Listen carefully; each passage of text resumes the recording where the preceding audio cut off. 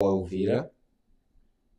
Kulikuwa na vurugu nyingi pale Uvira, na kuna wengi wa Kinyamulenge ambao walikuwa wanaongea kusema kwamba wewe ulisema bora Generale Masunzu kuliko Gasita, kwa sababu General Gasita aliweza kuwapatia wazalendo bunduki wakati anakimbia kutoka Bukavu kujielekeza sijui Kisangani, lakini Gasita hajafanya chochote. So kwa nini unaweza ukaiweka hilo wazi ikiwa uliweza kulisema? Kwa nini Masunzu and no Gasita? Nimesema ya kwamba najua ya kwamba General Masunzu ni mkuu wa zone de defense, yeye ndiye anaisimamia. Sitasema mengi juu yake, lakini nitasema juu ya Gasita. Sisi Gasita yeye ndio alikuwa anasimamia province yetu ya Sud Kivu, charge na renseignement et operation, na walitoka mji wa Bukavu bila kupigana, na adui alikuja kuingia Bukavu 3 jours wao wameshakimbia. Yule angali na mafunzo gani atatupa, au angali na kazi gani? Alafu na wakati alitoka kule Bukavu, mimi nilikuwepo pale kwenye kilalo ya Kamanyola hapa Katogota. Alifika pale, alipambana na sisi, na sisi tulipambana na yeye, na pale alikatika na kaondoka moja kwa moja na kaenda mpaka Kinshasa. Yani aliondoka na jua ya kwamba Uvira ukabatiwa, lakini sisi tukabaki tunatenia. Sasa itakuwaje tena wanamrudisha? Hiyo hatuwezi kubali, wanamtangaza.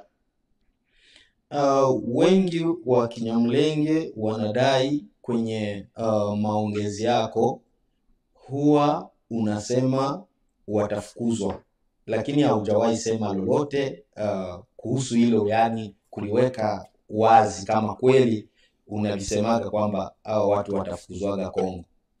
Je, kuna lolote unaweza sema kuhusu hilo, Wanyamulenge watafukuzwa Kongo? Ni kusema ya kwamba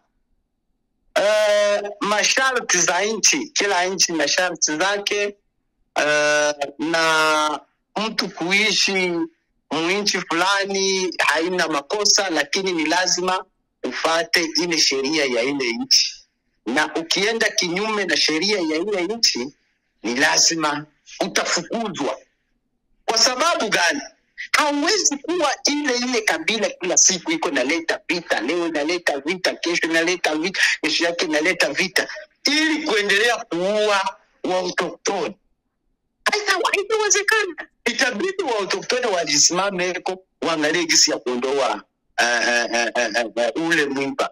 Kwa hiyo ndio maana tuliendelea kusema ya kwamba wasipojirekebisha, wao wakiwa raia wema, waishi kwa amani, wafanye maendeleo ndani ya nchi, lakini wakiendelea kuleta vita, ni kweli, maana tunajua 453 wanani ambao wako mle ndani, na tunajua jinsi walivyokuja, tunajua vizuri historia, na jinsi walipokelewa, tunajua vizuri historia, na tunajua ya kwamba hawana udongo ndani ya nchi hii ya Kongo, kwa sababu kila raia 453 wana udongo ndani ya nchi hii ya Kongo.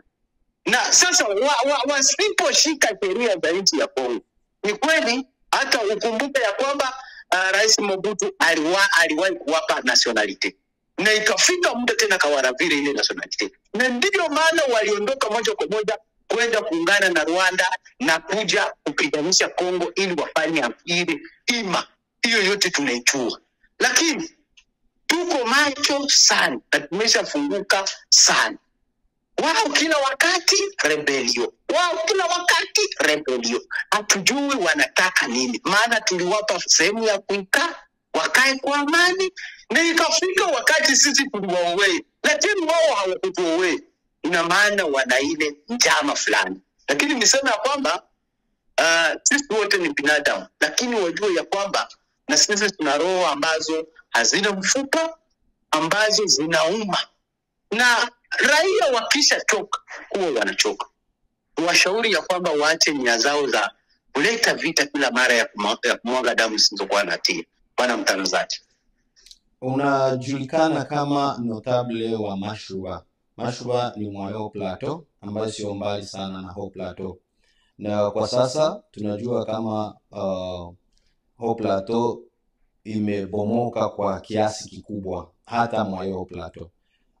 Unatuahidi nini kama mzalendo, na lakini pia kati ya viongozi wa wazalendo, bado watu wataweza kuishi tena pamoja Haut Plateau, lakini mwa Haut Plateau kama zamani? Nitakwambia ya kwamba inawezekana kwa sababu vita ilipita wakati ya Mlelembo, lakini nyuma watu walikuja kuishi. Vita ikapita wakati ya RCD, AFDL, watu walikuja kuishi. Lakini kama inaonekana bado kuna wale ambao wanania mbali ya balkanization yetu ya Kongo, hawataishi tena. Nikukumbusha kwamba Moba Wanyarwanda walikuwa wanaishi kule, lakini ilifika muda mpaka kwa leo hawawezi kanyaga. Nitakwambia ya kwamba hapo awali Wanyarwanda tuliishi nao Nganje, lakini kwa leo hawawezi kanyaga. Yaani uko naona jinsi mambo yako yanaenda yanageuka kwa sababu ya nia yao mbaya. Lakini sisi Wakongomani huwa tunatega mikono kwa watu wote kuingia ndani ya nchi ya Kongo na kufanya kazi na kuacha wao huru.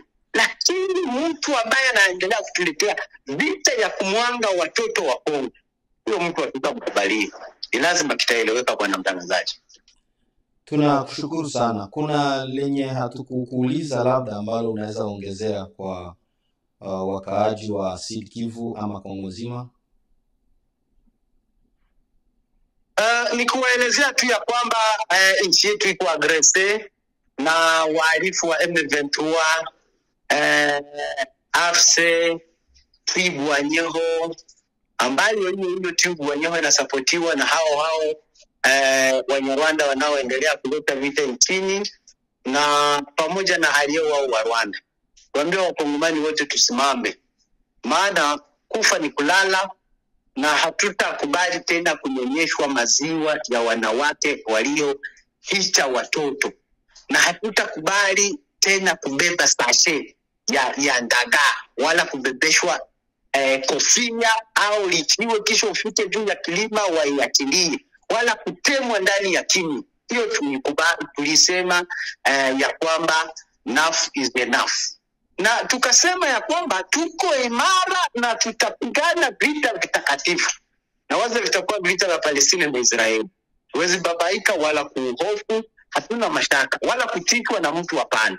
Na tuambie ya kwamba wana vijana na sisi tuko vijana, bado tuna ile damu ambayo inachemuka. Kwa hiyo kijana kama anajiamini hawezi kukubali mwingine amuonee, hapana, ni lazima kieleweke. Nafikiri ya kwamba tuna watoto wazuri sana. Sisi ni vijana wazuri sana ambao tunajua kazi ya kupiga risasi kama kawaida, na hiyo hatuliogopi, maana tumezaliwa ndani ya vita na hivi tunakomalia ndani ya vita ambavyo vimeletwa na hawa magenge.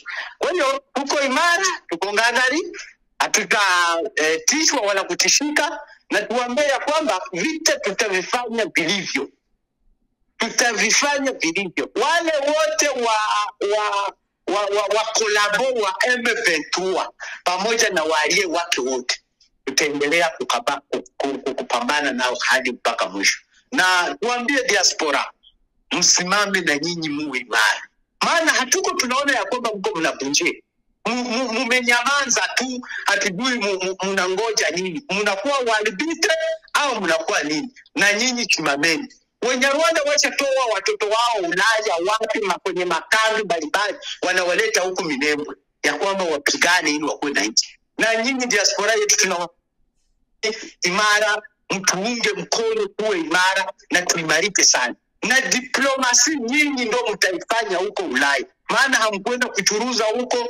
Petetre mko na nini, mshakuwa na njama moja na M23, maana tuko tunaona wa diaspora wengi wako wanamiminika Goma kwenye M23. Lakini tuwaambie sisi tulikataa kutawaliwa na Mnyarwanda, kutawaliwa tena na mgeni.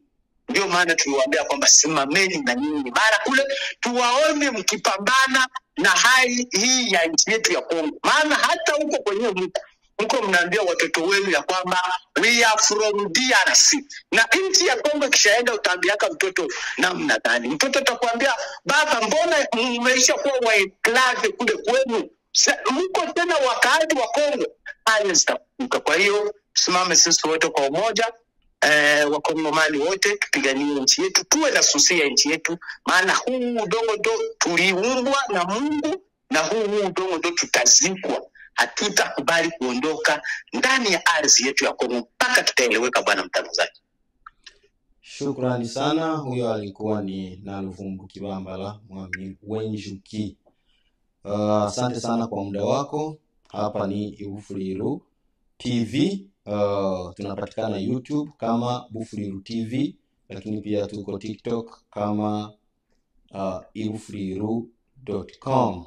Shukrani sana, unaweza ukatukuta huko.